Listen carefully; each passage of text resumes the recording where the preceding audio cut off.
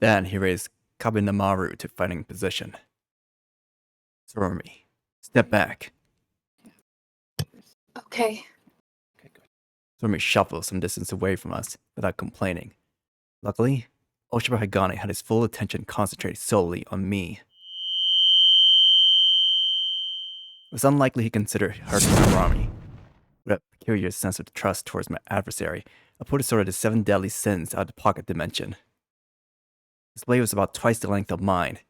Even though the Piketty sword was already longer than most normal swords, its blade reached to about 120 centimeters.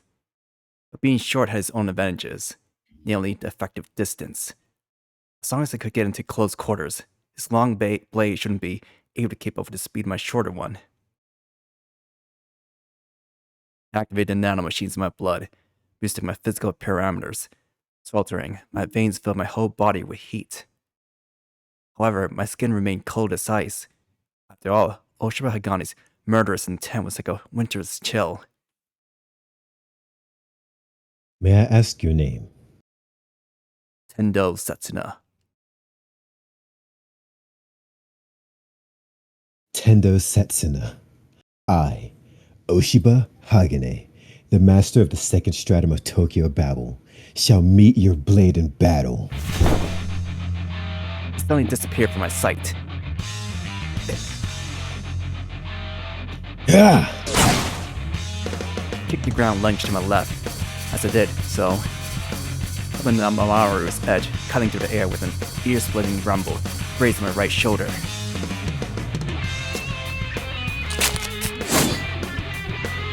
Oshiba Hagane, having his humongous downward strike evaded, was completely defenseless. I darted forward, aiming my sword at its neck. However, right as his long blade was about to hit the ground, it... What? I left me change its trajectory. It went for my neck instead. I jerked my head back with all my strength, saving my life by the skin of my collar. Nonetheless, what the hell was that? I seemed to put all this strength in that downward strike. Yet, it abruptly changed its trajectory mid-swing. Instead of crashing to the ground, it shot my neck. Some distance between us. This was, after all, not a battle of regular fencing. I remember his words from when he introduced himself.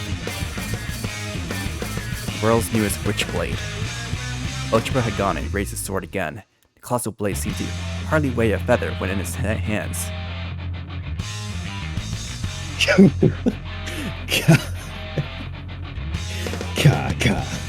I creepy laughed, escaping his hyena-like grin. He charged me again. Not good. I gave up on any attempts to counter and concentrate only on dodging. Now machines shot electricity through my veins, temporarily boosting the acceleration of all my nerves in my body. Kabinamaru, meanwhile, assaulted me like a thunderstorm, cutting through the air in reality defying curves. All the consecutive strikes didn't give me time to breathe. Both his strength and speed were those of Pieman. To say, Oshiba Hagane took the shape of a violent twister, devastating everything around him. Without options, I came to dodge and dodge and dodge, forgetting I had a sword in my hands. Setsuna, look out! But first they somehow found their way to my ears. But stopping to comprehend their meaning, I kicked off the ground with all my strength. Soaring up into the air, I locked into Oshiba Hagane's defenseless head. The very next moment, without looking at me, he swung his arm in my direction. Its wing, following me from the dirty ground to the depths of the sky, looked like a leaping snake. That action allowed me to finally understand Kabinamaru's nature. I didn't know the mechanism behind it, but that sword seemed to have an automatic tracking system source. Was it temperature, carbon dioxide, or something else entirely? I couldn't tell, but now I knew the sword could actually move ahead of Oshiba Hagane's own will. To sacrifice my right shoulder for that knowledge, though. During the pain, I fight unleashed the power of my Piketty sword. Reveal yourself, O Avatar Gluttony. Shed pride and cast aside worldly wisdom as you quench your voracious appetite, drowning in pleasures unabound. I didn't hope for it to kill him, or to be exact, I knew it couldn't. But it counted as a thrust to my sword. His gluttonous beast manifested in front of him, Oshiba Hagane jumped straight into his open jaws, showing not a moment of hesitation. Not to die, to dissect it from within. These lower and upper jaws split in two. I wasn't particularly surprised he did away with my summon in the blink of an eye. A mere beast couldn't possibly stop that blade. So might have an automatic tracking system. He was still a first-rate swordsman himself. I jumped high into the sky, landing on the wall of one of the buildings. I glanced down and spotted Oshiba Hagane vaulting after me. He wanted ready the Picati sword for a counterattack. My survival instinct forcefully froze me to a halt. I die! Definitely, without doubt, absolutely. I stay here. I'll die! Not further up, towards the top of the building. Fate stands still. Dead end. A blast forward followed Oshiba Hagane's words. Next time I blinked, a gash had appeared along the entire wall of the building I was on. Its upper half vanished. Soaring to the empty air where the building used to be, I was speechless. It disappeared. It vanished without a trace. It didn't fly away with its blast, but it crumbled to pieces. It just evaporated to thin air. The shoulder rose up my spine. Sharpness, effective range, those constants were meaningless in the face of that blade. Oshiba Hagane looked up at me. Obeying is fate. This building has just vanished from this world. My Kabane Maru has the power to forcibly converge to the totality of features, regardless of whoever they are. That building's future was converged to non-existence, and you will be next.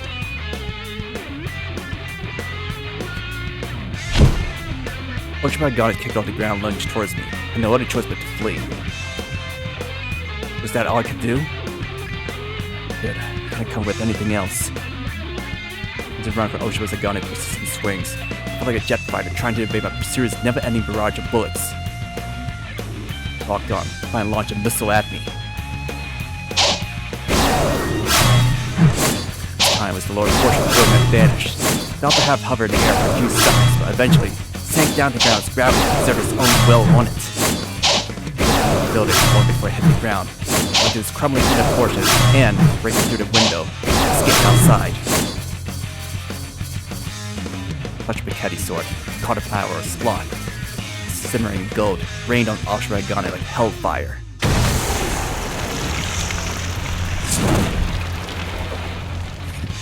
Petty tricks. But Namaru automatically deflected the falling liquid. The sloth was the only beast I summoned. Chains of envy! Merely increasing your numbers won't do you any good. To do away with the raining gold, Kaba Namaru slid through the rotting chains as if they were butter. When Oshiba Hagane realized what his blade pursued next, he froze in shock. Sword! Next thing that flew at Oshiba Hagane was my own Picati sword, where I threw it at him. Nonetheless, I already knew the outcome of my attack. Though soaring through the air like an arrow, my sword would still be deflected at Kaba Namaru. Without my sword, there was but one weapon left at my disposal. Indo Setsuna, myself! Kicked off the wall, accelerating to my furthest limits. I lunged at him at the speed that Kaba Namaru's automatic tracking couldn't follow. The thunder! Takamikatsuchi! I wasn't gifted with much magic. On top of that, the very little I had, I still didn't know how to utilize properly. However, I had other powers that could work just as well. Powers that was endowed with in my birth.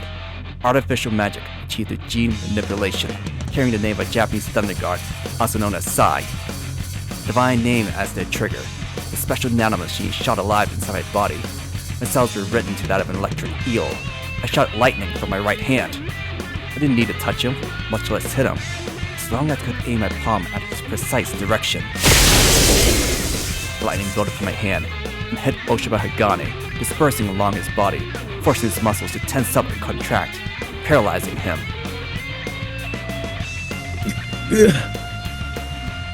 Regardless of his master's will, Kaba Namaru nonetheless went after me. However, with his master arm stiff, the swing flew slowly, late by seconds. I dodged away from him and grasped my sword lying on the ground. In a frantic motion, I clutched onto the blade itself, but at this point, I hardly cared about the pain. How about another one? I launched my Piketty sword like a javelin. However, the moment was about to pierce his chest, Oshiba Hagane twisted his body in a violent convulsion. The Piketty sword grazed his skin, its edge turning crimson. However, it was far from a fatal hit. Tendo Setsuna! Proceeded to race towards me with a howl. For the first time during this fight, I felt his killing intent converge at me. I no longer had a sword, so I didn't feel like Oshiba Hagane was an opponent I could take on bare-handed. Not to mention all futures where he was killed by anything other than a sword were denied to me. Unfortunately, I didn't have enough time to pick up my sword. I had no choice but to rely on powers I had within myself. The question was, which ones could actually have an effect on him? Reading into the future, to either evade or parry his attack.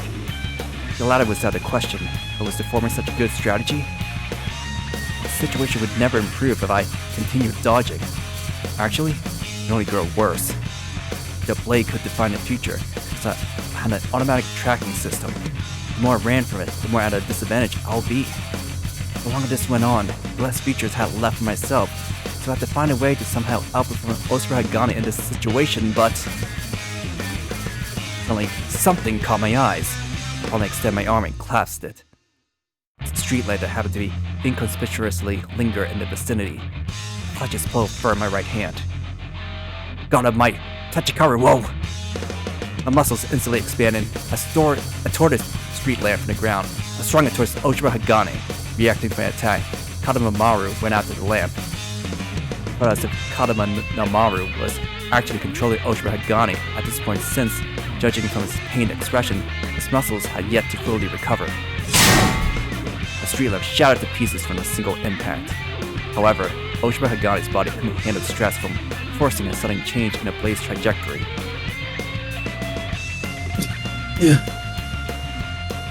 And, utilizing the time that the currents had presented me with, I promptly seized Piketty's sword. Oshiba Hagane landed on the ground and faced me, repeat of our battle's prelude.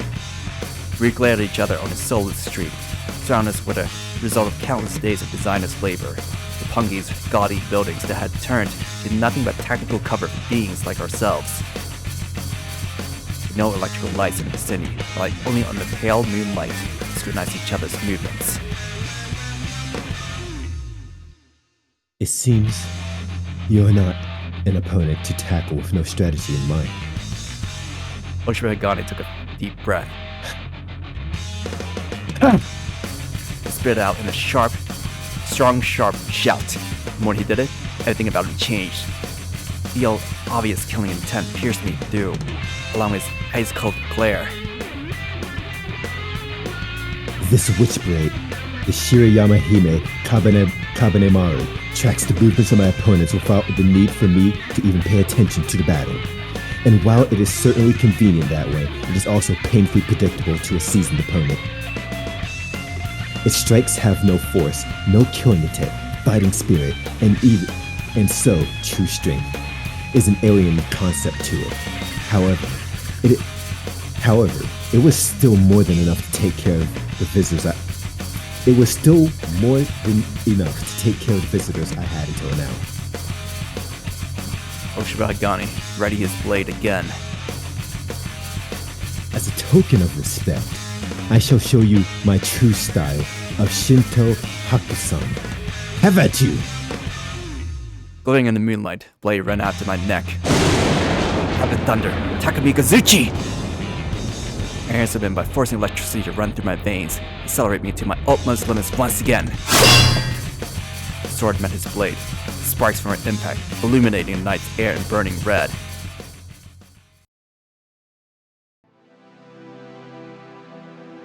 The world Oshiba Hagane came from had a deep-rooted class system. Those born politicians lived to become politicians themselves. Those born as soldiers had no choice but to set off to wars. Robbed of possibilities from birth, the children of that would have their whole futures defined solely by their parents' profession. In a place where such a system might as well have been a part of the natural world, there were very few children who actually questioned it. One who did was Oshiba Hagane. Like the others around him, he was puzzled by the state of his world. The profession he inherited from his father, that of a traditional fencing instructor, played a big part in him developing so, for it was mostly obsolete in the modern world. Oshiba Hagane pondered. Father, are our skills meaningful in this world? Indeed, you mastered the techniques of the Shinto Hakusan style could take on 1,000 opponents all at once. However, that only applied to an age before the invention of firearms. The world was always cruel and unfair. With the descent of guns that outperformed blades in all combat situations, swords grew obsolete.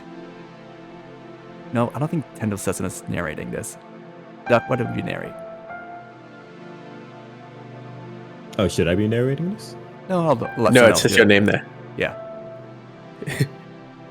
Don't remember you talking to the third person. Anyway, in other words, the various techniques that Oshiba Hagane shed blood, sweat, and tears to acquire were in the end completely useless and impractical.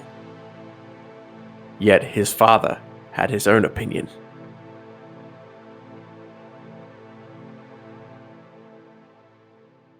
You know what? Duck plays father too. And and what of it? Meaningful? Meaningless? Do you fucking hell. Sorry. Take a drink of water. My voice is croaky. I gotta activate it. Give me one moment.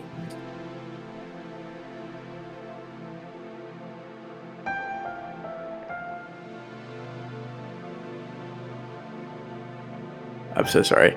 Okay. And what of it? Done. Meaningful? Meaningless? Do you think purpose is the sole thing that defines our lives? Also, do you realize that you have insulted the very nature of our world? To change the future, to have humans choose their own fate. In this world, that meant rebellion against society itself, an absolute taboo exceeding that of the sin of murder.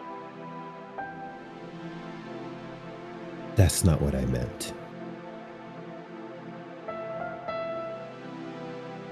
That was not what he meant. It was not. However, he wished to know the meaning of life. He wished to know the meaning of the techniques he mastered. Sorry, the meaning of his life, beg your pardon.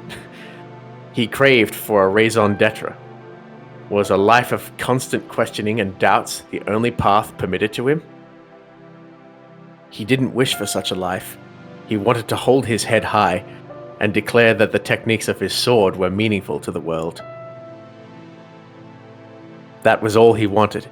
Yet the dream he had been denied to him by his own father, who went on to chastise him for this blasphemy with death.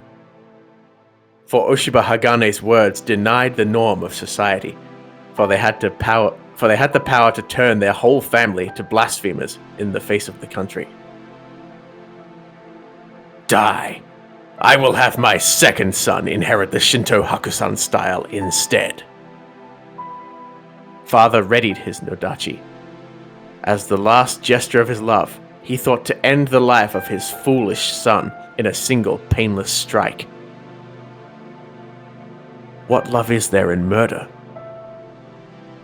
Taking a deep sigh, Oshiba Hagane faced his decrepit father. I do not wish to die. And have you not realized it yet, Father? That his skills already far surpassed him, that his techniques were already honed to perfection. The arts that took his father decades to master fell prey to Oshiba Hagane's inherent talent in days. It puzzled me for a long time, Father. How could you possibly struggle to master techniques that easy?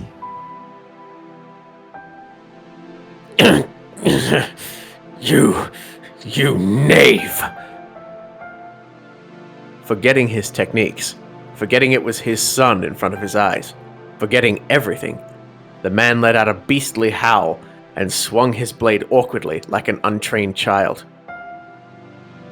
Oshiba Hagane regarded his father's outburst with ice-cold eyes, and... Shinto Hakusan, ultimate technique. Sovereign cleft. Father split in two from head to groin. He sliced both through his brain and heart in the blink of an eye. That must have been an instant death. And even if the death itself hadn't been instant, Father couldn't have had enough time to feel pain. It was Oshiba Hagane's last token of mercy. I wonder what I should do next. He was at his wit's end. That would be a bit of an odd expression to describe his state of mind, for he simply couldn't think of a single answer to the question of what he should do next. He only wished to live. He only wished for a satisfying life. The dojo slumbered in darkness.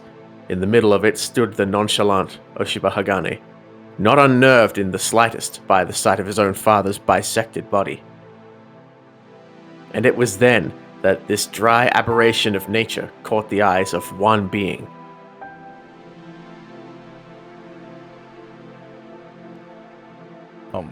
James, just go for it. Your skills are indeed praiseworthy. Oshiba Hagane's body reacted in a split second. Who's there? He readied his sword, and it was only then that his thoughts finally caught up to his actions. There was no one inside the dojo. He could not feel a single soul around. But then where was that voice coming from? I shall guide you to your future. Choose an empty life or a satisfying death. Oshiba Hagane couldn't tell who was speaking to him, but his gut told him one thing. It surely was no human. Deep down, he knew the words of the apparition were no lie either. And so, he had nothing to hesitate about. I choose a satisfying death. Such was his decision.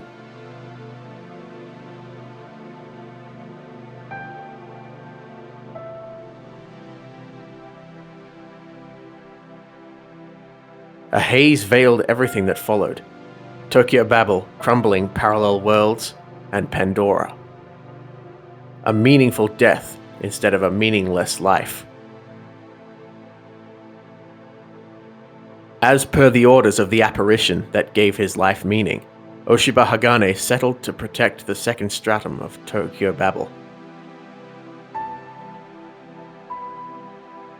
Humans that were still unused to their newfound psychic powers stood no chance against Oshiba Hagane's techniques in battle, for his sheer strength sometimes surpassed that of angels and demons. Of course, he himself also gained a new arsenal, bestowed upon him by the apparition that saved him. Enough magical energy to match non-humans. He also inherited a witch blade to amplify it further.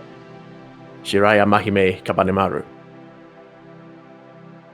Coming from the future as the newest witch blade known to man, it of course had many exceptional powers slumbering within its steel. Still, all of them only supplemented the inherent skills of the wielder. It was the genius with swordplay he'd polished for many years that led Oshiba Hagane to be entrusted with the second stratum, not some newfound magic trick.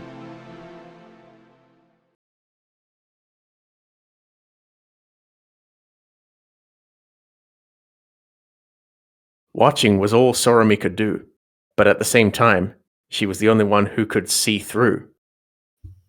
And because of that, the girl could positively tell that Oshiba Hagane's madness was indeed beyond help. Yeah, Too fast, and far surpassed the limits of humankind. Under normal circumstances, his body, only moving at the speed of sound, could clash against the resistance of air. But with air magic at his disposal, he could neutralize such physical phenomena. In other words, nothing limited Oshiba's Hagane's speed anymore. Air pressure that would crush anyone else within his feet, and no jurisdiction over him. The most terrifying thing about it all is that Oshiba Hagane could actually react with such speed. He could plant and launch with 6 wings in a blink of an eye.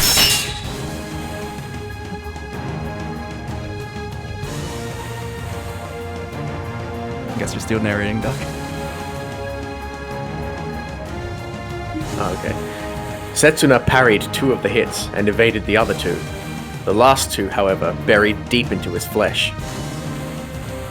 Sorami could indeed spot 6 strikes come at her comrade, pretty much at the same time. Negating 4 of them was already a commendable feat. However, it didn't change the fact that Setsuna was at a terrible disadvantage. All he could do was defend himself. He didn't even have time to summon the beasts. Yet, nonetheless, there was a hint of change in Oshiba Hagane's countenance, something he himself had yet to realize. He was growing more and more impatient.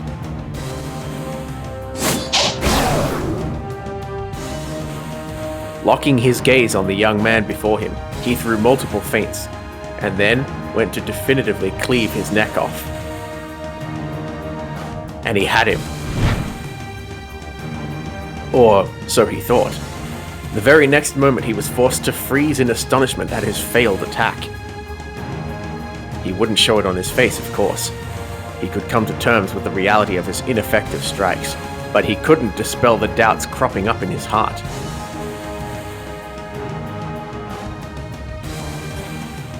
What is this?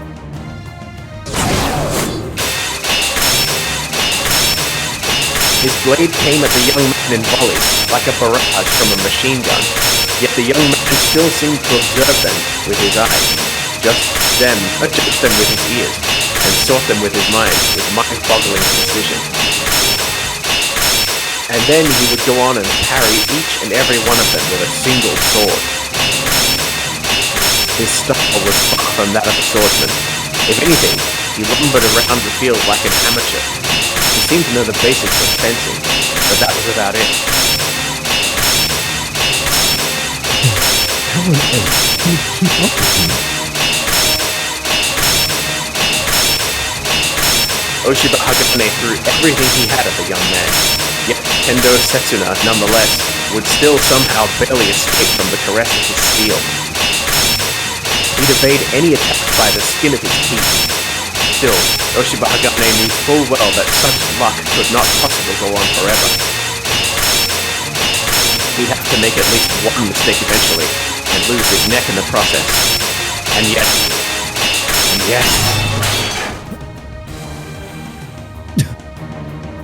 a feeble blow that would unlikely cause much damage, even if it did hit its target. Yet it was still a blow that somehow found its way through Oshiba Hagane's never-ending assault.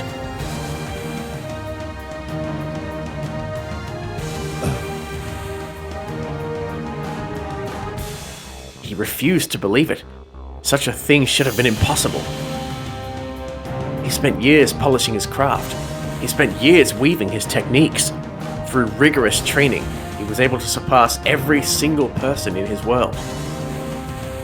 So there was no way he could succumb to an amateur of all things.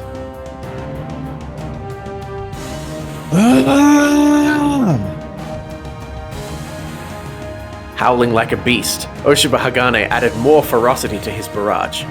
However, Setsuna, as if not knowing the concept of fatigue, only grew faster himself.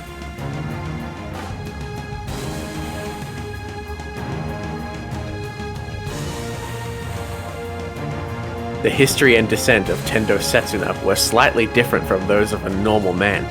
One could call his heritage peculiar, or even abnormal.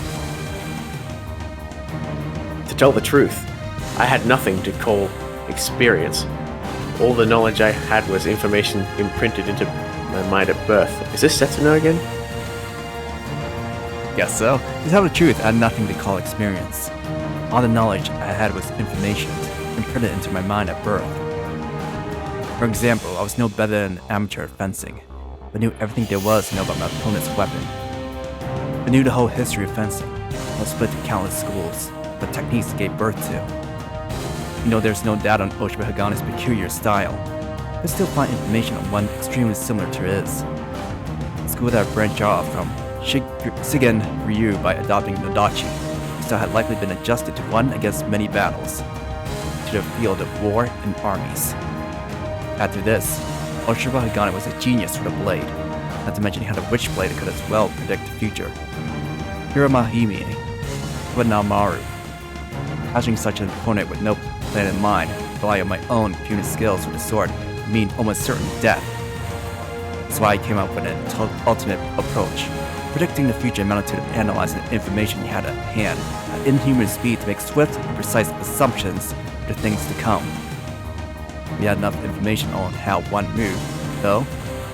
What he had to do to survive, to predict his behavior in real time.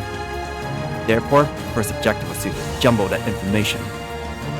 One of the powers that had been endowed from birth was the extraordinary strong blast of electricity that I could propel from my hands, reconstructing my cells to resemble those of an electric eel, Takumi Kazuchi.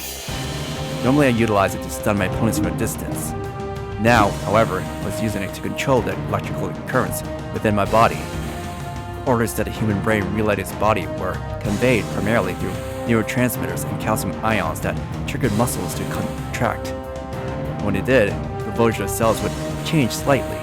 Now, however, I wasn't relaying orders to my body from my brain. My arms and leg would act before I consciously thought of defeat. I would lash out without restraint, before I made sure the electrical impulses whirling around inside me were completely random. In this state, I myself couldn't grasp some of my movements. Of course, it was a very risky approach. I very well crashed into Oshiba Hagane's blade without realizing what I was truly doing, which would mean certain death. Knowing that full well, I nonetheless continued this approach. My brain, muscles, bones, and my own will into overdrive. The clashing against Oshiba Hagane, bouncing off the walls of the buildings of Roppongi Hills, ignoring the laws of gravity. Fate stands still. Dead end!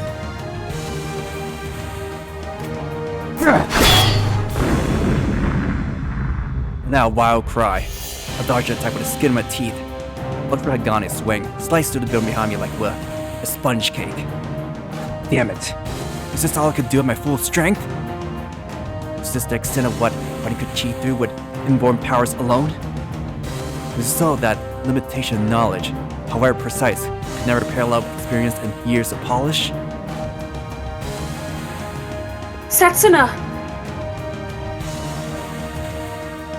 My body reacted to Sorami's cry with a sudden flinch. I didn't let Oshiba Hagane out of my eyes, but a part of my mind wandered off towards her.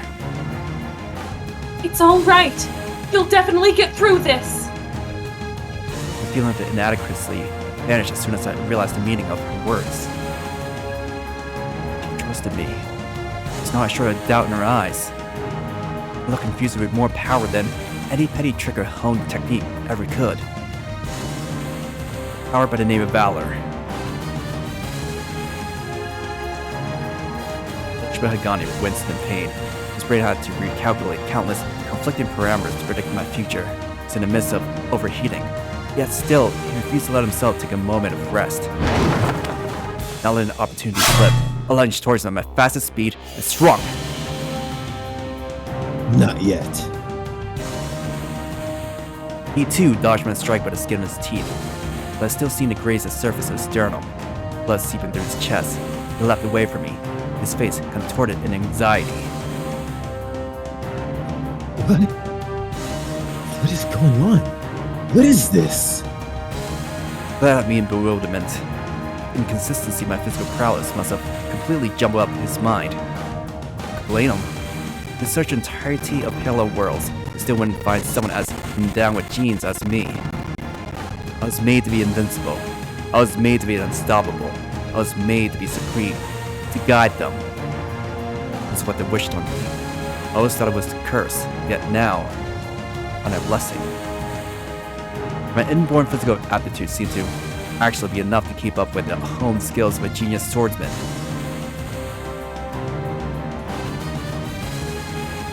I see.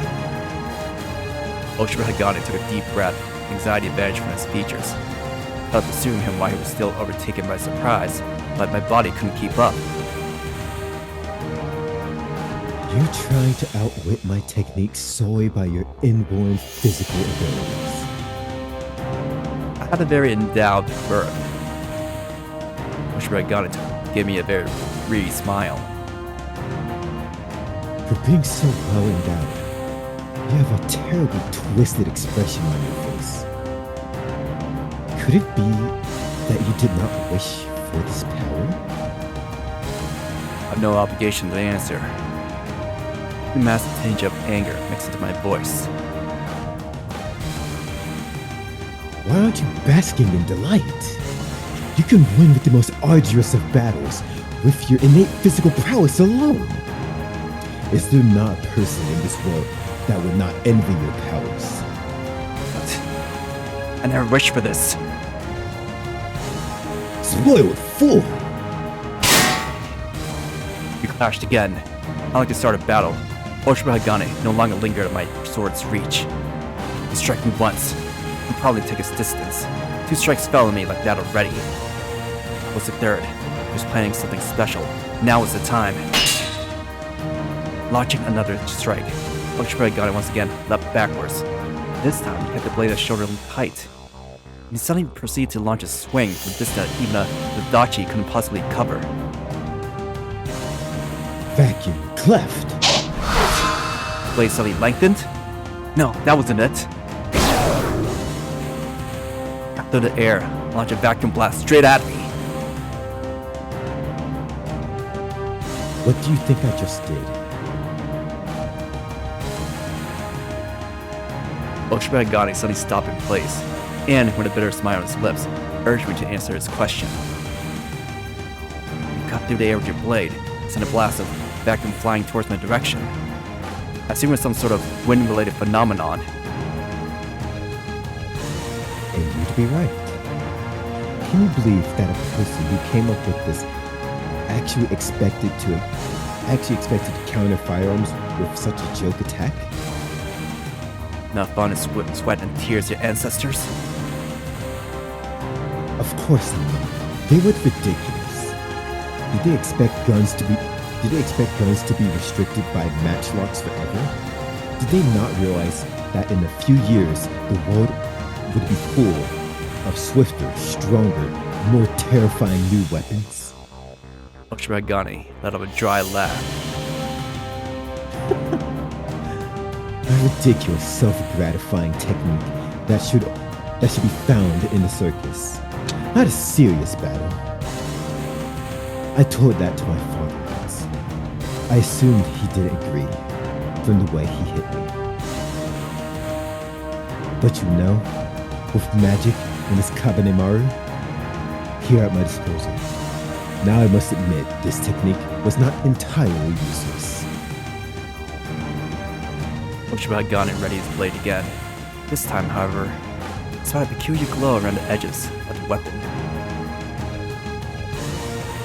Ut application, Shirayama Hime, Kabanemaru. Next moment, I saw myself die in my mind's eye. The sensation defied the scope of language. All I can say is that I knew I would vanish from this world if I stayed in this place. But considering the contrary, I proceeded to flee the vicinity with all my might. And I suddenly realized there was one matter holding me back. One thing I could not ignore no matter the circumstances. At a distance about 50 meters away from me, there she stood. No! Run! If I ran, Sorami would die. As I realized that, the notion of me running away vanished without trace. In that case, no choice but to try to stop this with one of my 7 beasts. Which one could truly prove effective in this situation? Think!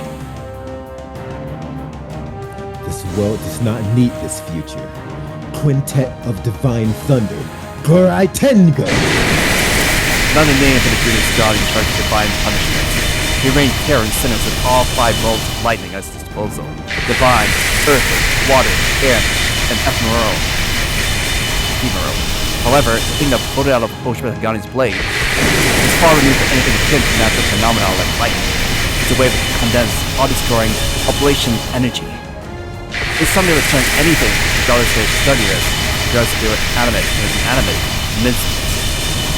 He views its inherent magical abilities of witchcraft, adding its own techniques to the mix. Oshiba Hagane plays something that would instill terror into the hearts of angels and demons alike, rendering them as helpless as mere mortals in his path. It was all I, Tendo Setsuna, had time to comprehend. Well, that's been a second thing.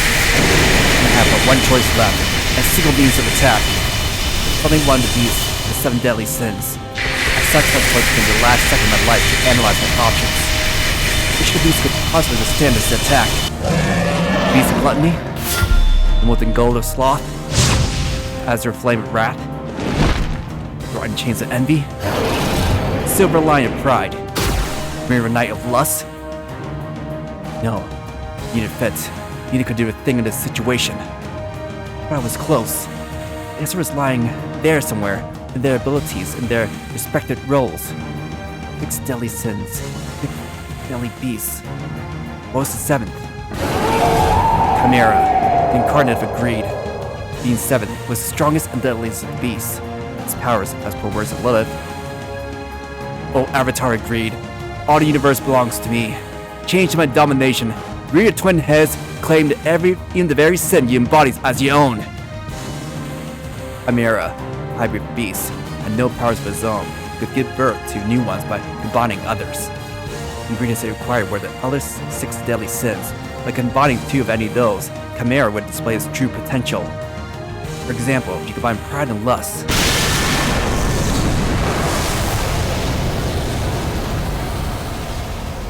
Instead of laughing at his fruitless attempt to struggle, the tremendous blast of pure energy obliterated Tendo Setsuna with an all-decimating whoosh.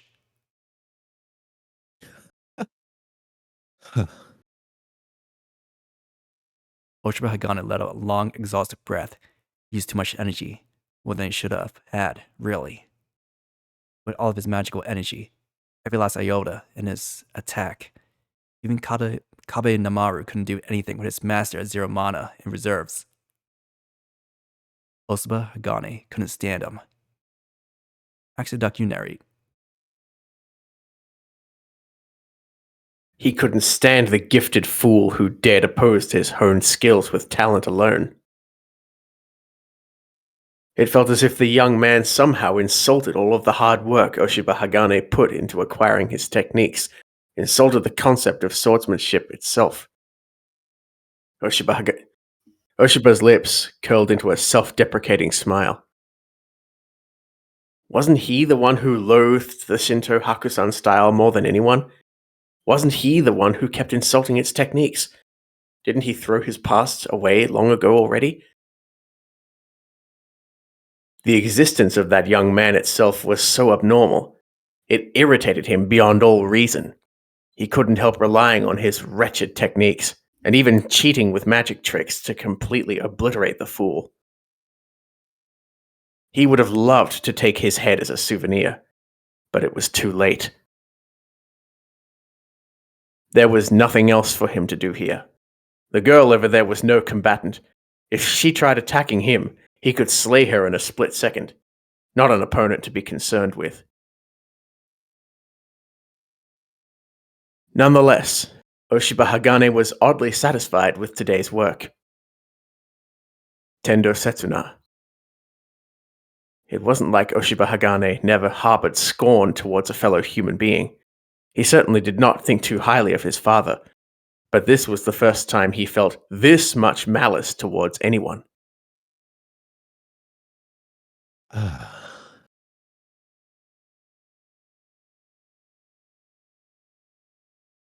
And when Oshiba Hagane was about to take his last relaxing sigh, commemorating the achievement of this day.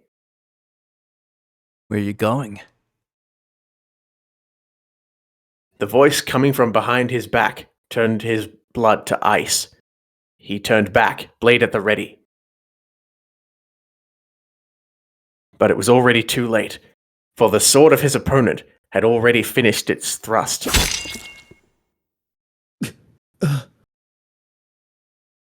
Instead of pain, it was extreme chill that he felt at first, as if his body started turning to ice from inside. Trouble breathing was what assaulted him next. Tendo Setsuna's Pekati sword was sticking out of his chest, its blade thrusting through into his heart. He had unrivaled powers. He could slaughter angels and demons alike, but it's not like they made him immortal. He suddenly spotted a peculiar shadow on Tendo Setsuna's face. It was born of neither malice or anger. It seemed more akin to sadness. No, perhaps turmoil? Ah, so that was how it was. The young man had probably met the old copy of himself in the halls of Pandora.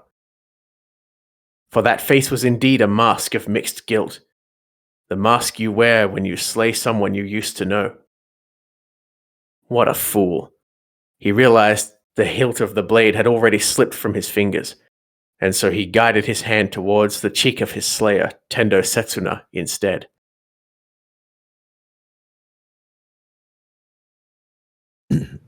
Don't be a fool. He and I are not the same. You don't need to mind. Considering the feelings of the person who has killed him, he couldn't help but smile at the irony of the situation. Oshiba Hagane's death was surprisingly sudden and anticlimactic.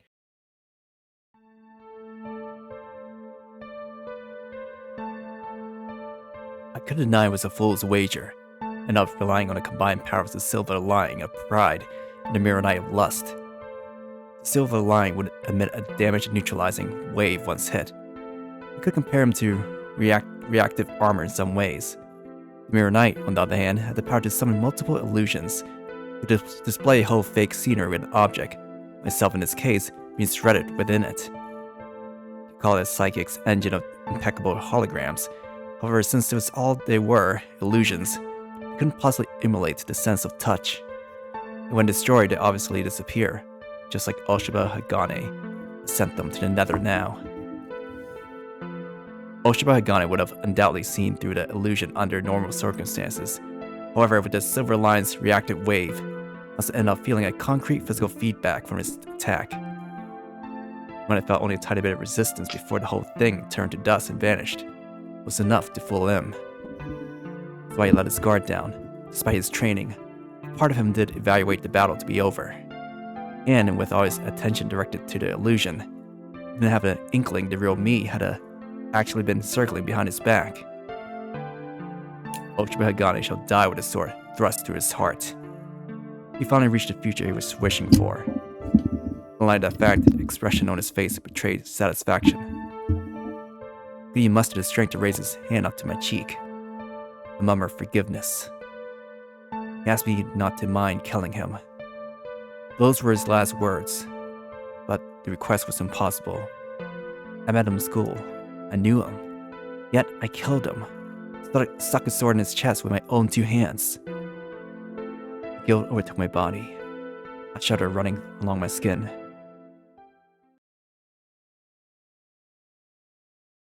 Setsuna!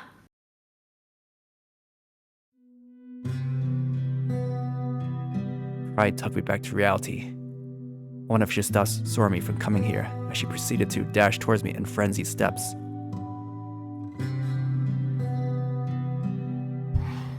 No. She has to see this. And if on cue, an angel and demoness appeared next to me from the shadows. But We'll probably have to go through many more gruesome sights in the future, and she's already seen a garden of heads on spikes, hasn't she? A clean kill like this shouldn't unnerve her at this point. that wasn't the issue. She was acquainted with Oshiba Hagane. That association could prove to be a bit of a problem. You're not hurt, are you? I'm sorry, I ended up just getting in your way. I threw this on because of you. thank you from the bottom of my heart. What? I haven't done anything. I could protect her. There's nothing more jubilant in this world than that. Is Oshiba dead? Almost. It seems his heart is still beating, just barely. Sorami, all emotion washing off her face, gripped Oshiba Hagane's hand. I'm sorry, Oshiba. Lilith and Raziel observed the display, on a hint of emotion in their eyes. They could guess they already lived through countless scenes like this. And, as was deep in thought, Oshiba Hagane's eyes suddenly fluttered opened.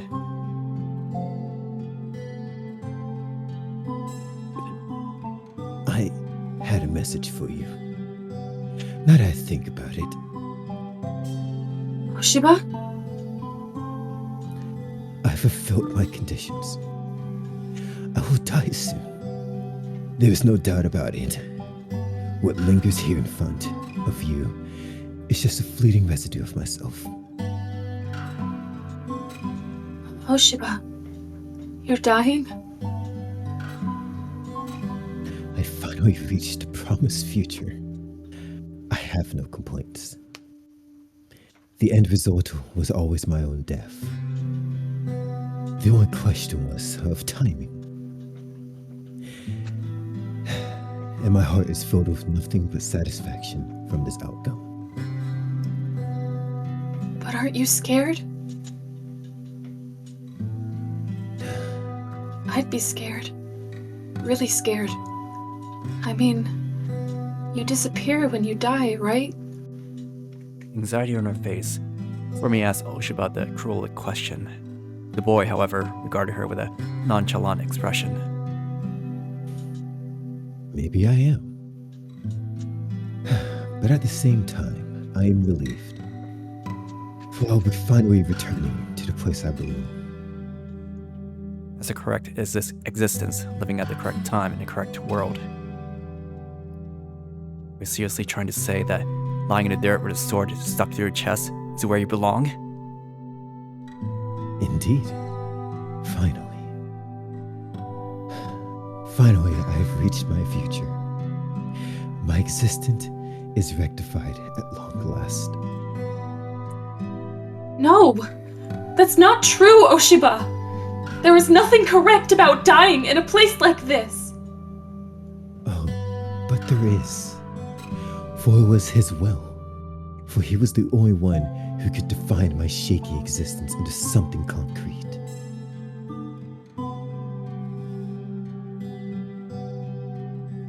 He? Who are you talking about? Who indeed? I'm not telling you. I'd rather bring at least one secret to my grave. Oshiba Hagane gives an impish laugh. To find the words to retort, Lilith returned to silence. I still don't get it. I don't get it. Kugutsu Sorami, do you have anything to show? Do you have anything to show to justify the life you've spent living? No. I have no memories. Then find it. You'll understand what I meant once you do. To justify... I'll pray that you'll find your true raison d'etre one day. Nothing else to say. Sorami took a step away from Oshiba Hagane. Hearing her place, kneel down on one knee. Consider him. Are you in pain? A little. But this pain doesn't feel unpleasant. Could I ask one thing from you? What was that you did in the very end?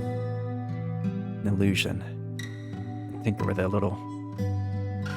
Hagane passed through Oshiba Hagane's lips. What the hell? Just that? If we fought again, I'd never lose. Thanks.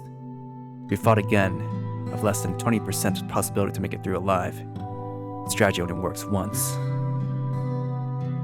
Yeah, I wouldn't lose the next fight. What am I to do now? Oh, what am I to do? I actually made a regret on my deathbed. In scene, he was especially serious about it, as a faint smile still lingering on his face sweetened his words. Contrary to what he had said, he had been on his way to the nether with no real regrets in his heart after all. There's always something to regret once you are on your deathbed. Really? Before I knew it, the dawn horizon signaled the end of our long night. A veil of faint blue started its ascent upon the sky, soon covered the heavens in their old, self-vivid azure. Is this morning? I see it for the first time here. Hagane blinked a few times. As he finally grasped the sight stretching before him, angst twisted his features. You regret? I can't believe it. How can I not regret losing this now? It's gorgeous. I have never seen a more dazzling light sight. Why is this town so beautiful? There's no longer a hint of color left in his face. He ground his teeth at it, having realized he had something to regret.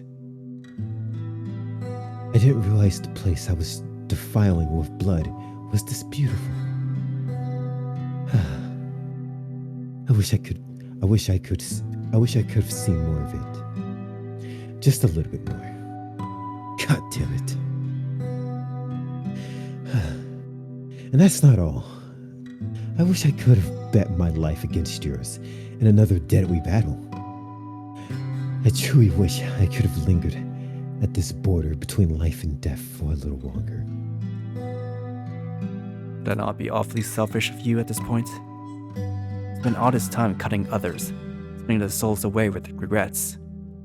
Just as I had to atone for the 10 billion I buried, so he too had to receive just punishment for his deeds. Such was the nature of regret. Indeed. I slayed more than I can count. I suppose this end fits me, after all. It does, but do not worry, for my end too shall be just like yours. You, too, will have regrets? I do not know, but I imagine I will. Filled with regrets, pleading for more time, shall die in the midst of despair. I see such an end for myself vividly in my mind's eye.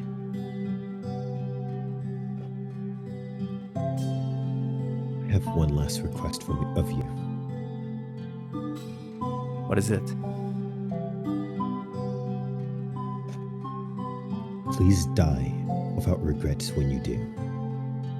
May your death be full of so much hope that naught but satisfaction would fill your heart. Why would you?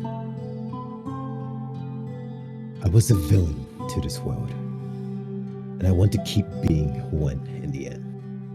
And so you, who toppled me, are bound to carry the name and fate of the paragon of justice. Oshiba Hagane, let out a short chuckle. My curse shall stick with you till your end. The thought alone makes me feel almost like it was all worth it. Promise me. I had no choice but to bear his curse, in exchange for the responsibility of having killed him. Alright, I shall accept your curse.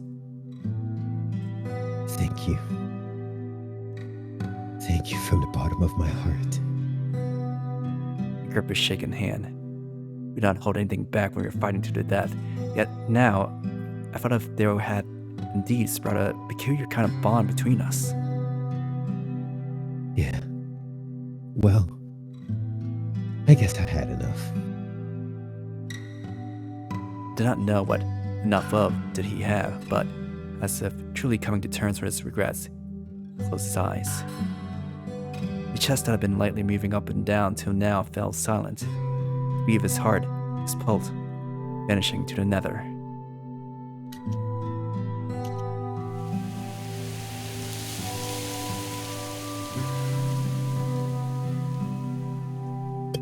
Oshiba. Oshiba Hagane was now indeed dead. Sorami and I mourned his passing while Lilith and Raziel stared at his dead body. This had been the most puzzling thing in the world. The cause of his death was clear as day, but whatever has guided him to this position had been left shrouded in mystery. We didn't know, and an inkling of what master he served.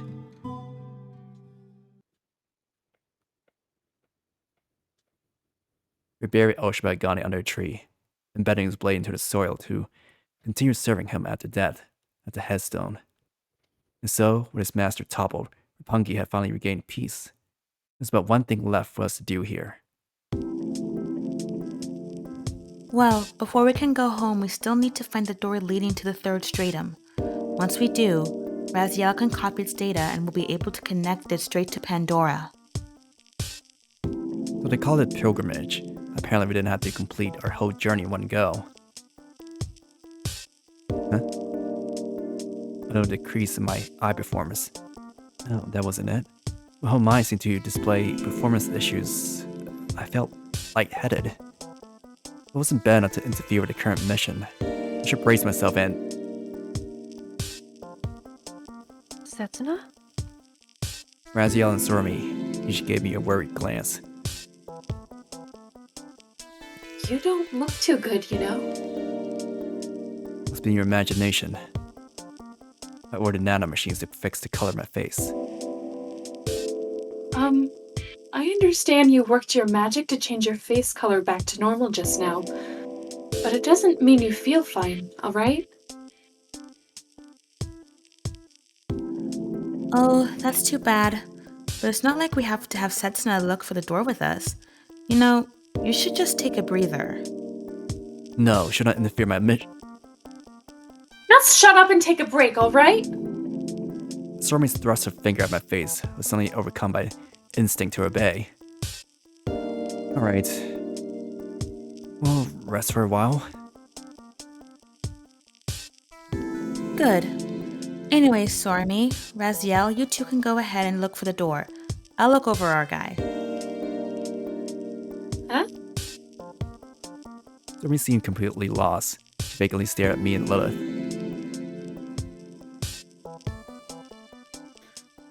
I mean, someone should keep an eye on him just in case, don't you think? You have the eyes, and Raziel is the one who needs to copy the data and all. Lilith, don't you think that's a tad too convenient for you? Raziel's icicle gaze pierced Lilith. This idea didn't seem to sit well with her. Oh, I mean, I'm not big on looking for things, you know, and I'm terrible at... Just shut it and let's go. Yes, Raziel ma'am. took a firm hold of Lilith's shoulders and pulled a demoness to her side.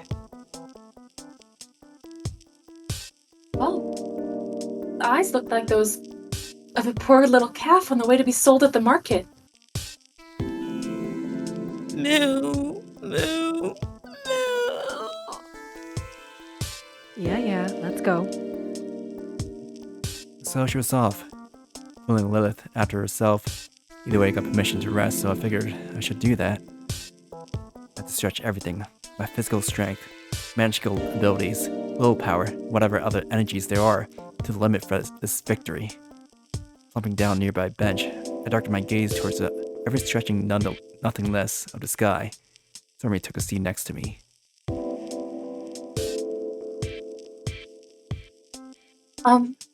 Setsuna?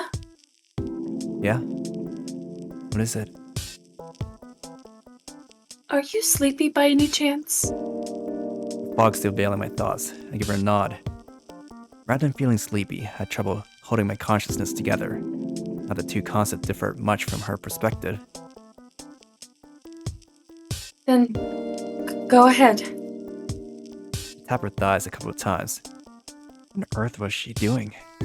Plasma sleepiness is supposed to be related to her body parts.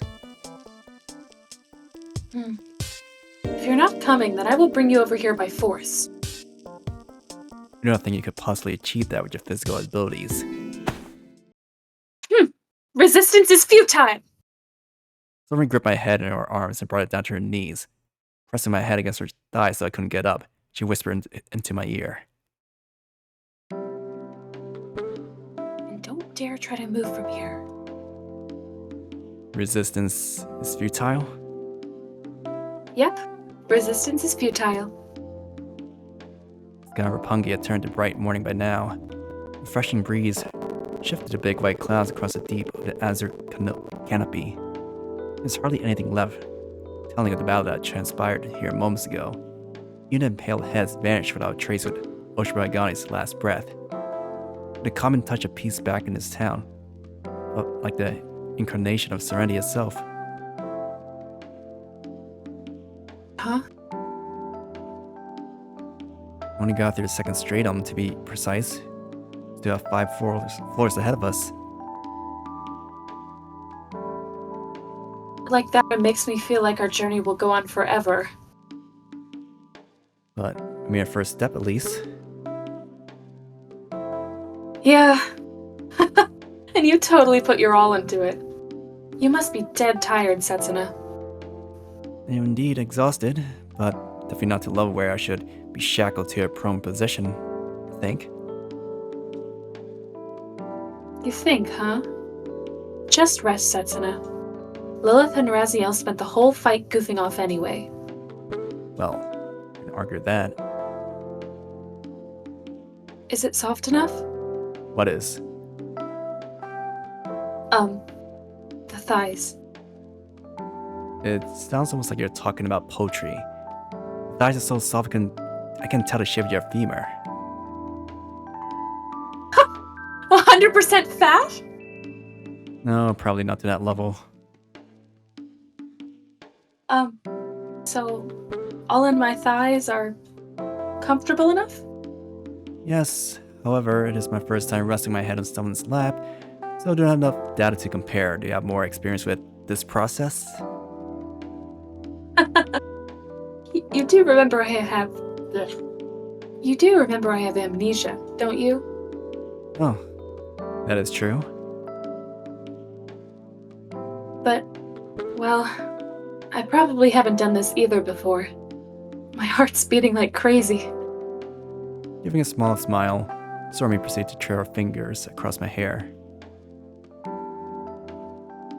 Well, it's the first time for the both of us, I think. So let's enjoy it while it lasts, hubby. My thought process froze as the last word reached my ears. What do you mean? I shot a question, my thoughts still frozen in ice. What? Is this some new slang for a buddy, or do you mean as in, future husband? I had trouble comprehending the meaning of your expression. Huh? Are you fooling around? It only has one meaning. Of course I meant husband. So she felt silent. Tried stealing a glance at her, found that she had turned bright red from her neck all the way to her ears. Thought process seemed to have frozen over as well. Probably no use trying to prod her now. If I left her alone, I would be able to enjoy this prone position for a while longer, which wasn't such a bad deal.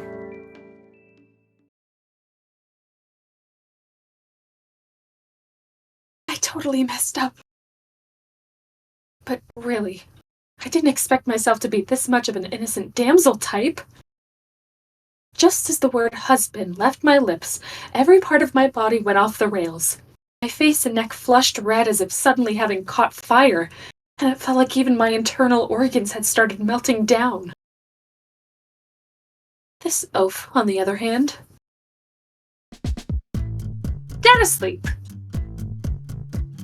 Tendo Setsuna snoozed like a baby on my knees. I felt as if I'd die from embarrassment when I left that husband thing slip. But this guy didn't seem... Sorry. Sorry.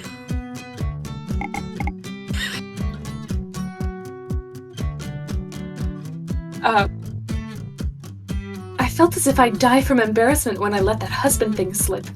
But this guy didn't seem like he minded or noticed at all. Wait, does this mean I was getting riled up for nothing? Why should I feel embarrassed about something he didn't seem to care about? But that by itself was kind of... You dim-witted bastard. I tried poking his cheek with my finger in revenge. It would have been creepy if his skin had turned out to be soft, but it didn't. His skin felt smooth and springy, like elastic, and it was very white, especially at his neck region. Thinking about these things kind of made me feel hot for some reason. Who on earth are you? He displayed the strength of a beast when I first met him. He had yet to let me down on that front, that's for sure. This world was full of psychics and supermen and swordsmen who spent their whole lives learning martial arts. It felt almost as if it were a gathering place of heroes from comic books. And Setsuna was one of them. After all, when I asked Lilith about him, she returned my gaze with a troubled look in her eyes. Setsuna? I don't think he's a type. If anything, he's probably be in the role of someone who'd stand in the hero's way. What do you mean? Well, I read my fair share of comics, and Setsuna is, that type. The type that says lines like, "My victory is 99% guaranteed," when confronted by the hero. But that's the role of the guy that always loses. Well, that's the gist of it, basically. Lilith then went on to cackle for a while. In other words, she beat around the bush and left me none the wiser. Or at least, I thought that back then. Now I thought her words had a ring of truth to them. He bested the polished techniques, the sweat, blood, and tears of his opponent with his innate talent alone. That totally sounded like a villain's role to me. Not to mention that he never hinted that he thought himself or his actions just. People who throw justice left and right were certainly fishy, but at least they were thinking themselves to be in the right in their hearts. Setsuna was nothing like that. It seemed more like he thought himself a penitent sinner. At least that was the feeling I got. So in other words, he probably... Well, who cares anyway? Whatever. It didn't matter what Setsuna thought of himself. To me, he was a defender of justice. A hero who always saved me from a tight spot. Take this and this and that. And so poking his cheek like this was how he expressed my maidenly affection. Affection. Oh, I felt like my face caught fire again.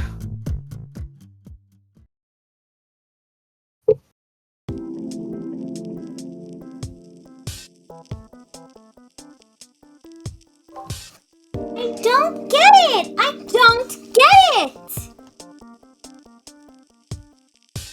Duckinary again. Samael came to her with panic on her lips. What the hell was up with Oshiba Hagane? How could there be someone in Tokyo Babel that I didn't know about?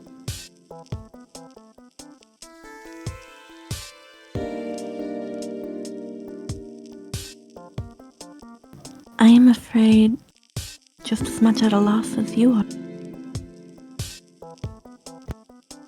Eve shook her head with a troubled expression. Samael, meanwhile, alternated between pacing around and clutching her head with such force that strands of hair would tear and fly into the air. Jesus. Kugutsu Sorami. Eve, on the other hand, was more interested in Kugutsu Sorami. A perfectly normal girl from a perfectly normal world that Tendo Setsuna saved.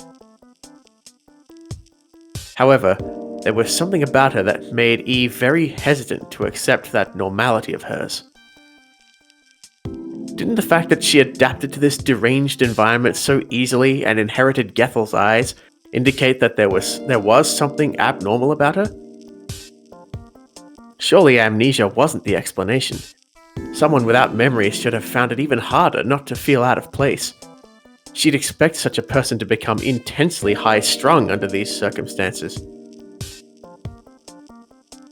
She'd expect them to wallow in homesickness, or rather, world sickness instead. The siren song of one's old homeland was that strong.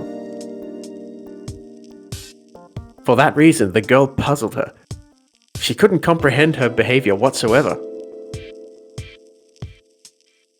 Even Eve, who wandered the earth of her world ad nauseum, would still sometimes be assaulted by wistfulness when considering her lost homeland. How? How can she live here and not mind her past one bit? As far as the angels and demons were concerned, Kugutsu Sorami was a random victim that accidentally got entangled in their affairs, and no one even bothered to pay her any special attention. But was she as harmless as everyone thought? What's wrong, Eve? It's nothing. I remembered there was something I had to do. You'll have to excuse me. We're not gonna go after them? Samael pointed at Lilith, who had been looking over the rubble down below, and pursed her lips. You should know that I am the last person fit for battle. If you wish to fight them alone, go ahead.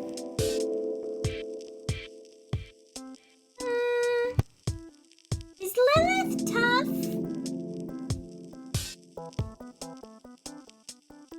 Eve answered Samael with a sigh.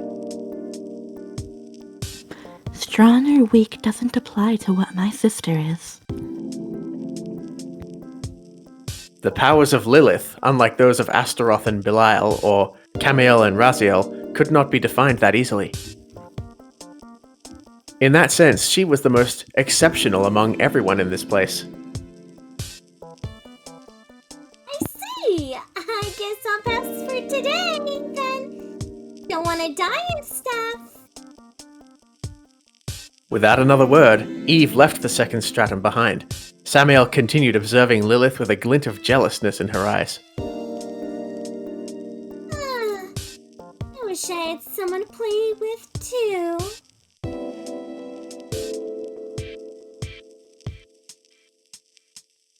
She uttered to herself in a lonely voice.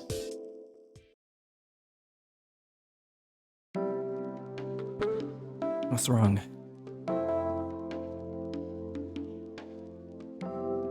Sorami's face was flushed bright red. The first thing came to my mind was flu. But she didn't look that bad on second glance. It's nothing. Am I bothering you? Tried standing up, but she hurriedly lurched forward and held me down. No, you're not bothering me at all. Just relax and keep still. Relax! I said keep still! Under that litany, I had no choice but to cease struggling. However, having come to the conclusion I was fully rested, my body refused to relax, especially given its embarrassing nature of my posture. I seriously believe it's about time I should get up. All right. So I was finally released from her clutches. Hey, Setsuna. Yeah? Did you have a girlfriend back in your world? It took my brain about 1 minute to process the information contained in that sentence. Am I correct in assuming that I used the word girlfriend to mean a lover? Yeah. I was wondering if you had a girl or two in that world of yours.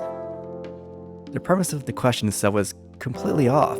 I was never designed to have girlfriends or lovers. How could I possibly explain that to her? Sorami? The long and hard came with one perfect answer to solve this situation. I am... Hey, we finally found the damn thing. Get the data of third stratum alright and stuff. Anyways, I'm beat. Who would have thought it would have been hidden in a host club washroom? not interested in women. The local temperature seemed to drop down to about absolute zero. Could swear I heard the word creak before it completely froze up in eternal winter. So naturally I never had girlfriends. Huh? Oh, I didn't know Lilith and Raziel were back. The two, for some reason, stare at me with expressions that I imagine girls wear when face to face with a dead cockroach. Welcome back. Lilith suddenly gasped, and I could swear I saw a light bulb appear above her head. The physical laws of this universe were still a bit of a mystery to me. Yeah, I see, I got it! Yeah, I'm alright. I got what you meant, but those two are totally getting the wrong idea, you know. Lilith was acting strange again. By the way, Setsuna, you didn't have a boyfriend, did you? What? Did I not say I was not designed to participate in such social relationships? And that's that. You can calm down right about now, Sorami. That goes for you too, Raziel. Feel free to be disappointed. Phew. Aww. Well, oh wait. Aw? Why? And notice how we conquered the second stratum, set our sights on the third.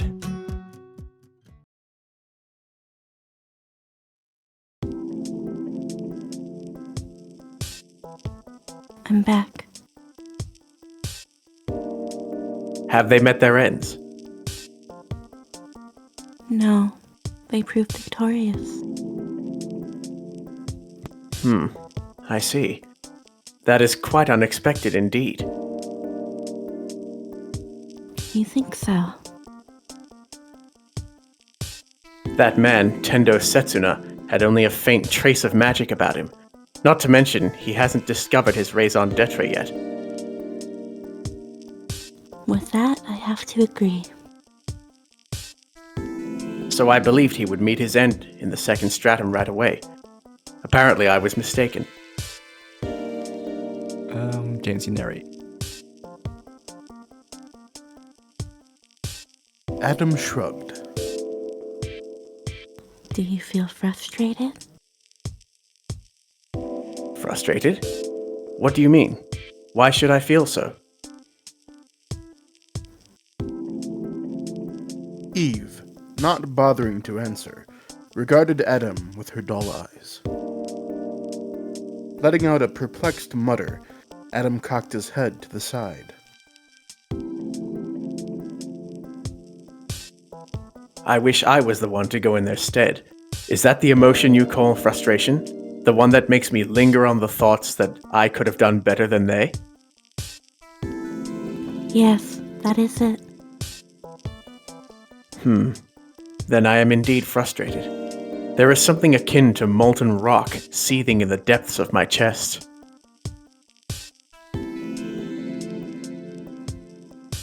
Do you think it ugly? Ugly? Why? This thing in your breast. It's envy.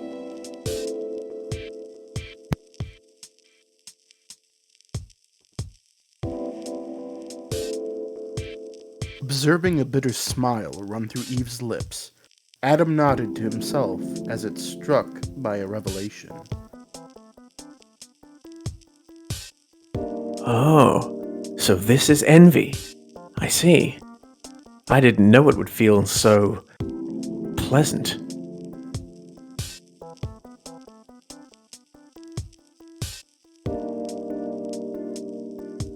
Eve gave Adam an astonished look. unpleasant. Envy leads to aspiration. As long as it makes one work harder to improve oneself, I do not see an issue with it. Albeit, trying to get in the way of the one you are envious of is not something I would condone.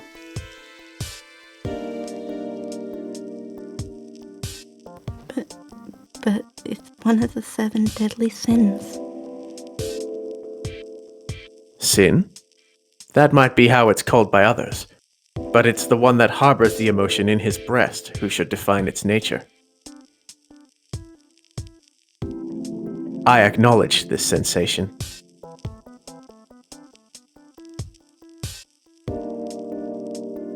I want a t-shirt that says that.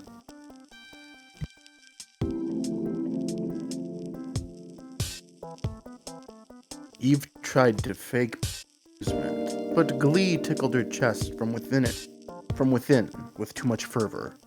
She could not help letting out a chuckle.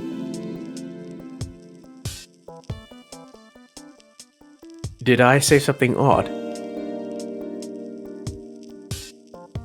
No, it's nothing.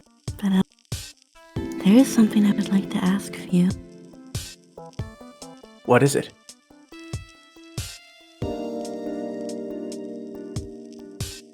Eve glanced around the room. Now sure that no one was watching them, she proceeded to sit on the bed and pointed at her lap.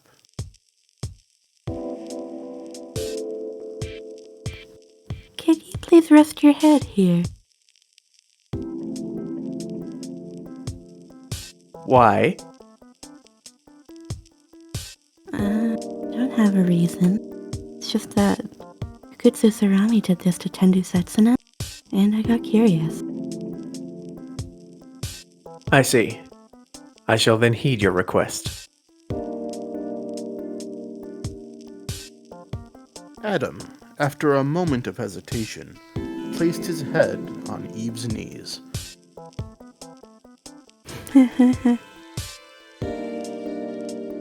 Silence fell upon them. Is this what you wanted? No, I was just curious, that's all.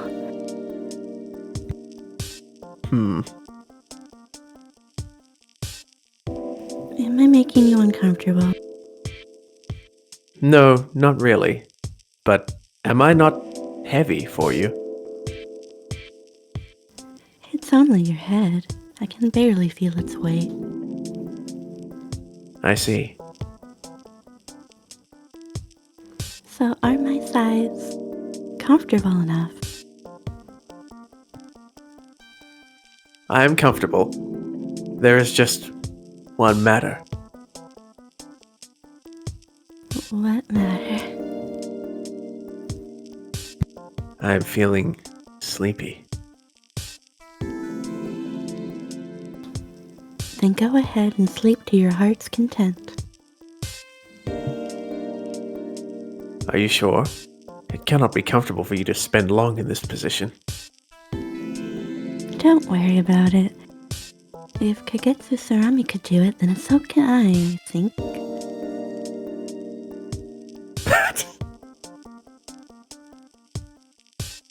Then I shall indulge. Sorry. Then I shall indulge. Then I shall indulge myself. Then I shall. Then I shall indulge myself. Before long, Adam's voice was replaced with the calm, rhythmic breaths of sleep. Eve, narrowing her eyes in contentment, reached out to caress Adam's spiky hair.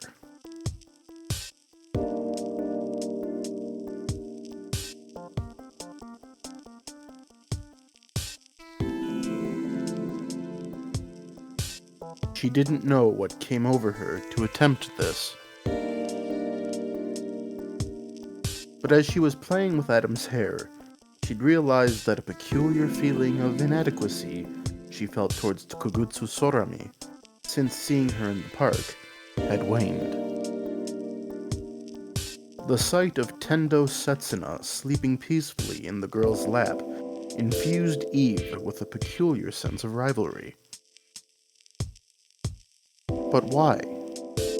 Eve couldn't understand. She wasn't in love with Tendo Setsuna, so the emotion couldn't have been envy.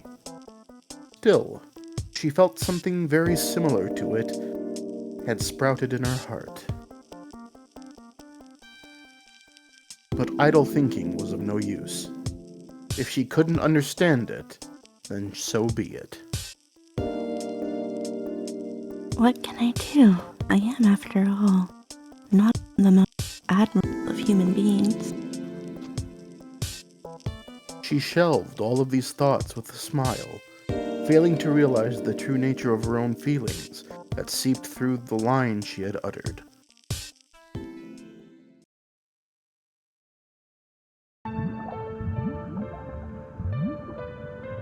You told me to find my own raison d'etre, the reason I live, the reason which I should live. However, despite all of that, my head was a land of contradictory conjunctions. Which has my own heart. For what reason does Kugutsu Sorami live? I felt as if the answer had been hidden from me behind an impenetrable wall that refused all attempts at introspection. I could find something out if I recalled a fraction of my memories. No luck on that end either. Everything was so vague. So vague. I felt as if I had my past self had been buried under cold earth with no means of escape. My hands tore through the mud, incessantly sifting through the detritus only to find more in its place. Is there really something hidden beneath this mountain of dirt? My memories. My life. Maybe the man was empty. Maybe there was nothing hidden beneath. I wish for at least that to not be true.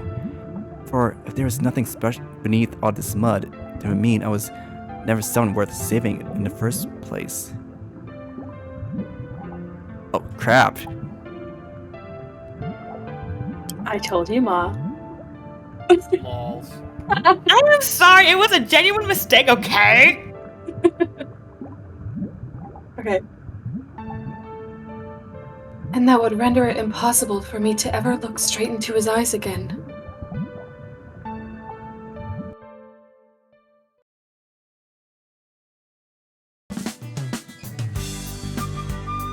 So can you tell me how I look from your perspective? I answered. Your name is Kugutsu Sorami. Your height, weight, and 3 sizes are all a secret. You usually wear your hair in pigtails, your eyes a brown color. You're best at making Western food, but you can also hold your ground on Japanese cuisine. Chinese, though, is not your forte. Okay, stop. I wasn't asking that. Don't you have anything to say about my inner side? I looked at Sorami long and hard. For a second there I was worried she might misunderstand it for me leering at her. Still, the only way to see this inner side of hers was through meticulous observation. Hey, you're making me feel uncomfortable. However, I let out a sigh and confessed the truth. It's very hard for a third party to see someone's inner self, not to mention that I don't understand people that well to begin with. I don't even understand who I am, so I'm definitely not a person to ask for this. I see. But who could possibly know me better than you? Silence fell upon us. Still my hands, or to be more precise, on a single finger. The posture itself wasn't too hard to achieve.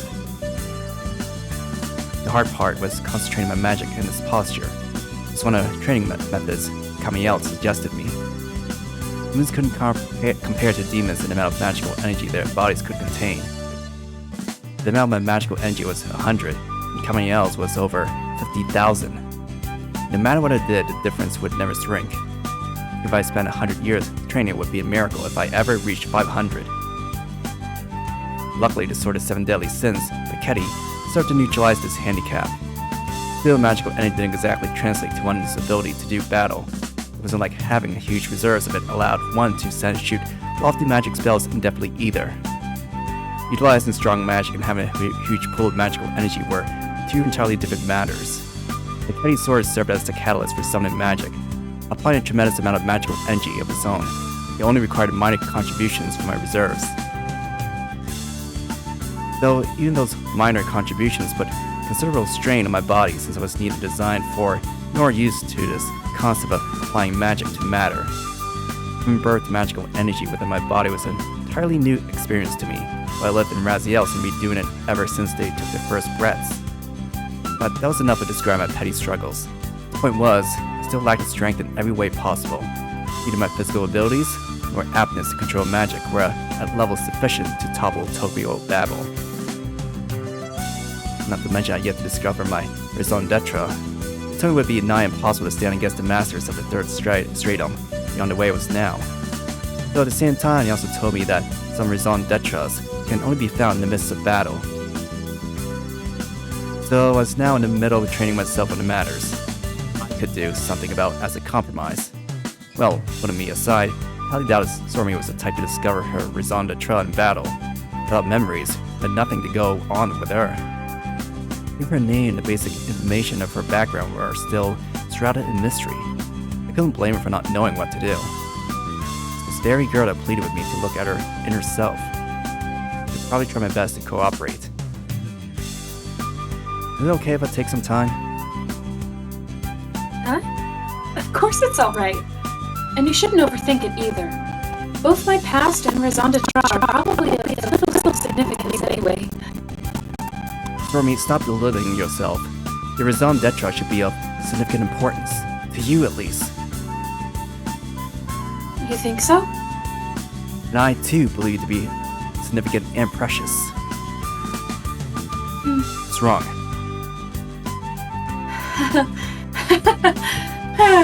Okay. I got used to this already. I already know full well that reading too deep into your words only leads to suffering. He, for some reason, proceeded to sulk, as a deep in thought pertaining to the inexplicable and abrupt change in her countenance. Camael entered the gym.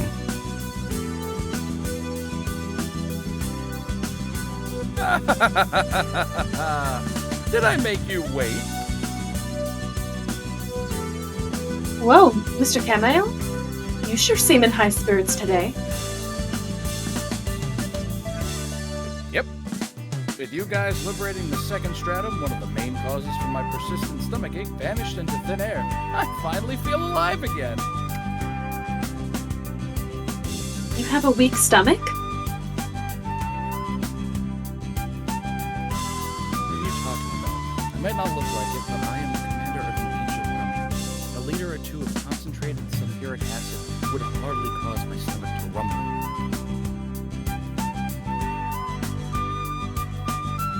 Either way, we were all on the brink of destruction here. With the second stratum back in our hands, though, things are looking somewhat brighter again. Well, that's good to hear. And so we expect good things from you. Better things than Adam?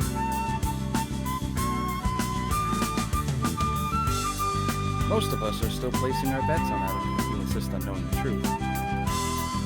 Thank you for your frankness. At least I know I can trust you. Though, to tell the truth, I feel a bit disheartened by the idea of using the original man for battle. Disheartened? That man was made from scratch by angels, not God this time. I doubt you could call him the same species as you guys are.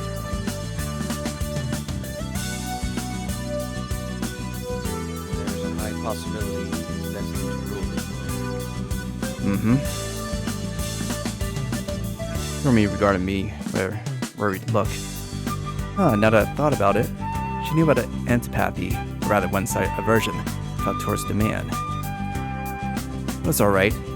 Camael's words didn't affect me one bit. And I care less about what Adam was destined to be or not to be. Well, to sum it up, I expect good results from you guys. Especially you, Setsuna. For you, too, are an abomination of human making. You know about mine? Both Astaroth and I have heard about you. Wow, okay. Both Astaroth and I have heard about your original. Good. both Astro and I heard about your origin from Lilith. Well, there is no sin in simply being born. Well, whatever. I'm not planning on telling anyone else, of course. I'm sure neither does Astaroth. I don't doubt you too on that. Good. Well, how about some fencing? Oh, wait, I promised Sorami to help her out in something. Huh? Is it more important than training? I promised to help her find her identity. Setsuna? I'm quite certain I just told you that you shouldn't pay it too much mind.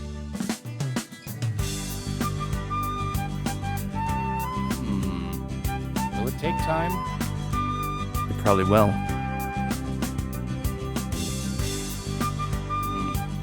Well, I guess that's not such a bad course of action. Kugutsu Sorami grasping her identity might bring more use to your battles than simply training anyway. Thank you for understanding. Don't worry about it. Don't worry about it. Spot disappointment coloring his features as he uttered those words. Just look at how upset Mr. Camael looks. You should just forget little old me and... I'm neither disappointed nor sulking. It's just that I haven't had a chance to exercise for a great while. And as he let out a heavy sigh to signal the end of his speech. Games to jump in. Oh, so this is where you guys were hiding. Mr. Belial? Good afternoon. I was suddenly assaulted by a vision of Belial, dressed as a duck, coming to a private bag full of onions, a pot, some soy sauce, a couple of eggs, and a hearty chopping board. Huh? Camael? What's with the high spirits? Perfect timing! Did something good happen to you or something? Enough with the talking. Pick your weapon and let's kill some time. I think I'm getting mixed messages here. Must be your imagination. We'll leave you to each other then. Good luck, Mr. Belial. What's up with the pitying looks? Hey, wait a second here. I'm a pacifist, you know. The jurist of hell ring any bells? I'm an intellectual type. Yeah, right. I've never seen any intellectual types as muscular as you. Anyway, pick up your spear. We're gonna have a glorious battle. Damn it. What a tiresome angel you are. You fighting types all have one screw loose. Sorami and I skated to a corridor. The library is the next destination. According to Lilith and Raziel, there are roughly 3 types of parallel worlds. First, the original, Master World, after which all other worlds took shape. Then slave worlds that followed the Master laws diligently, and were but barely different. On the heretical worlds that end up taking a completely different path from their origin. I believe you come from either Master or one of the slave worlds. What kind of places are those heretical worlds? Worlds that are unified under a single country. Worlds that, due to faster flow of time, have already colonized Mars. Worlds where ghosts are a natural occurrence. Or worlds that have hopelessly tried to struggle against the despair of inevitable decay. What kind of world do you come from? Consider my answer for a couple of seconds. I come from a pretty special world. Wanna tell me? It isn't like that. I look her straight in the eyes for some reason. feel awkwardness filling my chest. I see. Sorry about that. It's not good to pry into the private lives of others. It isn't like that. Why was I so bothered by something that frivolous? Just tell her. Tell her everything. It's not that hard. There's something negative about telling Sorami about my past. I thought she'd tell anyone if I asked her not to. Less torture, but that was another story entirely. There was but a single downside, would be that this information might lead her to look at me with different eyes, lead her to feel repulsed by myself. Was it that was bothering me? Sorry I asked. Seriously. Can you forget it? Let's forget everything that transpired here just now, okay? Yeah. Words allow me to take an easy breath. She peeked at my face from below with a timid expression, as if afraid I was angry. I'm not angry. Huh? After a moment's deliberation, I rested my hand atop her head, as if consoling a little child. I tried mimicking what she had done to me back on the bench, but I was not confident in carrying out the procedure effectively.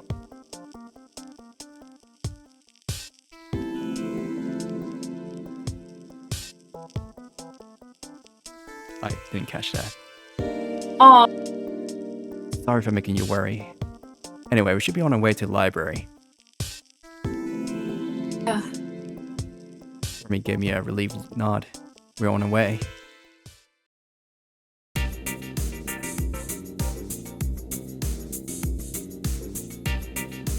Oh, it's you! Raziel is not in today. When she's not around, we have nothing to do. So, read the books. But the work afterwards is kind of a pain in the neck. Then don't mess with them. Oh, that's not me. Where should we go look up information on Pandora's residence? A registered database is contained in the area ZX68 and upwards. With that, Dantalion waved his index finger, and a shining line appeared at our feet, stretching towards the depths of the library. Just follow this. You'll be at your destination in no time. If you're planning to take anything out, bring the articles here first. Thank you. But wait, why is this line kind of going up into the air there? Oh, you can't fly?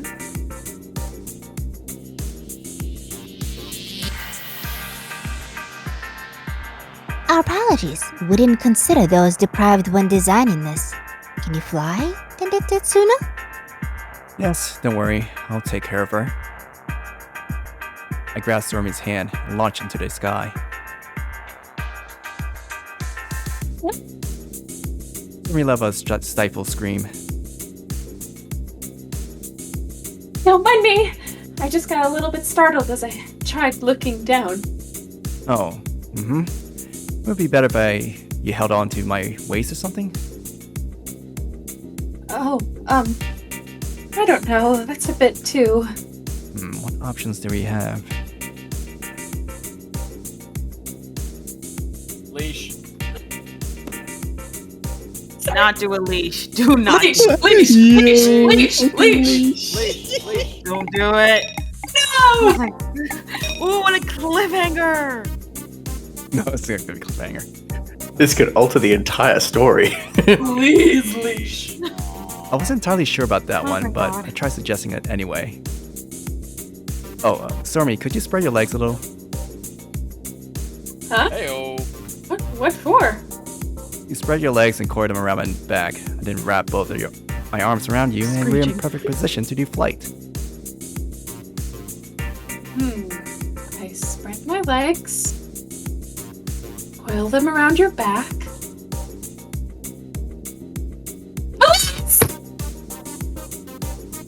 The area that our skin would come in contact would indeed be fairly large, but Looking from the safety standpoint, I think it's a worthy sacrifice for... No way! No way! I don't think that's a good idea, seriously. I beg you to calm down and reconsider. Might indeed be not the most visually stunning way to travel, but if you consider safety... Please give me a piggyback instead! Oh. I didn't think of that. That's the most obvious choice. What's with this straddling saddle thing? Saddle? Forget it! Just shut up and carry me, alright? Roger. Good grief. The fact that there is no ill will in your shenanigans only makes them worse. Feel nothing but tenderness towards you. Me no ill will. I get it! I was very glad she understood me so well. With my back to an inexplicably irked Sorami, proceeded to fly towards the bookshelf, indicated by the shimmering line. After a couple of twists and turns, we finally reached our destination. We could hear Sorami grasp something along the lines of, "Hey," behind my back. This thing looks like a building. Is this really a bookshelf? It's really a bookshelf. Well now, where should we start? Guess we have no choice but to look at them one by one. It'll take us 100 years. We have a database that we could consult.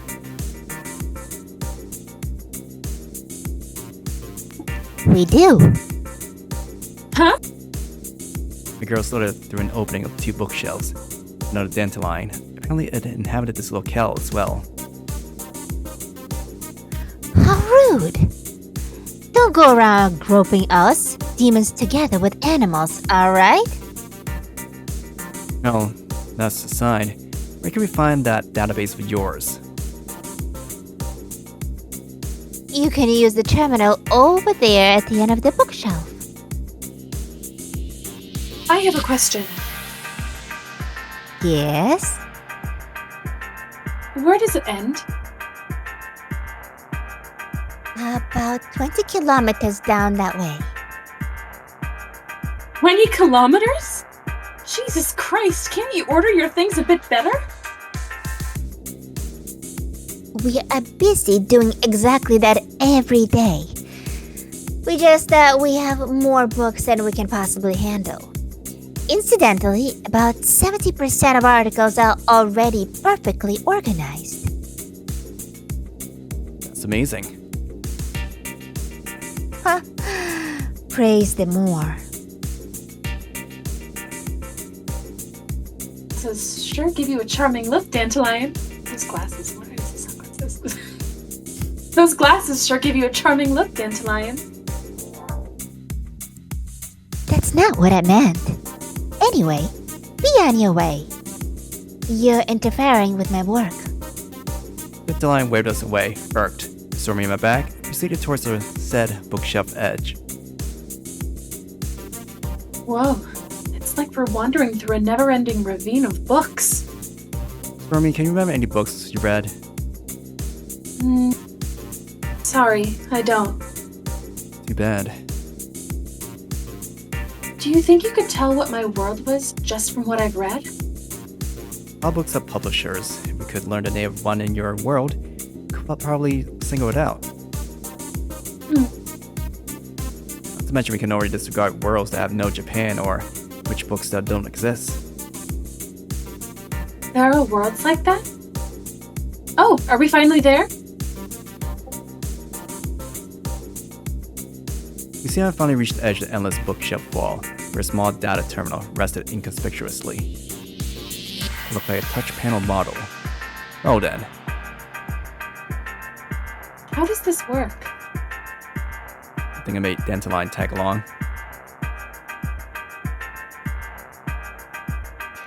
I said I was busy. Good grief. At least, we can finish this quickly. Kugutsu Sorami, give me your hand. Like that?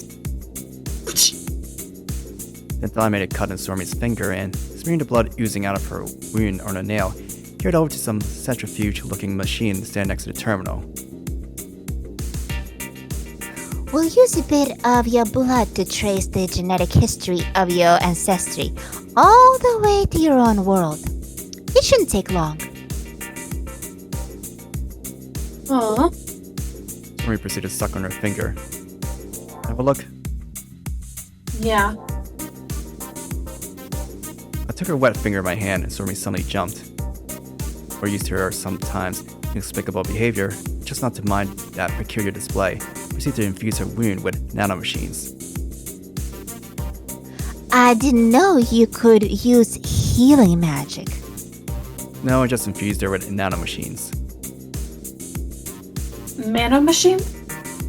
Cell-sized machines that use oxygen circulating through our blood for energy, can boost your physical abilities in various ways.